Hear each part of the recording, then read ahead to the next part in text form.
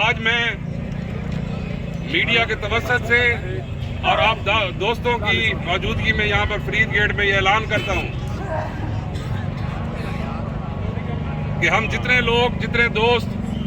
8 فروری کو فارم 45 کے مطابق جیتے ہیں، اپنے سیاسی مخالفین کو یہ چیلنج دیتے ہیں کہ آپ کسی چوراہے پہ آپ آئیں، عوام کے سامنے بیٹھ جاتے ہیں، آپ اپنا رزلٹ بھی لے کے آئیں، اپنا فارم 45 بھی لے کے آئیں اور ہم اپنا رزلٹ بھی لے کے آتے ہیں۔ اگر آپ فارم 45 کے مطابق جیت گئے تو ہم یقین جانے کہ آپ کے گھروں میں آپ کے آ کے مبارکباد بھی دیں گے اور آپ کو ہار بھی پہنائیں گے، کیونکہ اتنی اخلاقی جرأت بھی ہے اور اتنا ظرف بھی ہے۔ لیکن جو 8 فروری کو آپ لوگوں نے کیا کہ پبلک کا مینڈیٹ چرا کے اور اسمبلی میں آپ لوگ جا کے قرآن پاک کی آیات کے نیچے جو ہے جھوٹے حلف اٹھا رہے ہیں، تو آپ لوگوں کو ویسے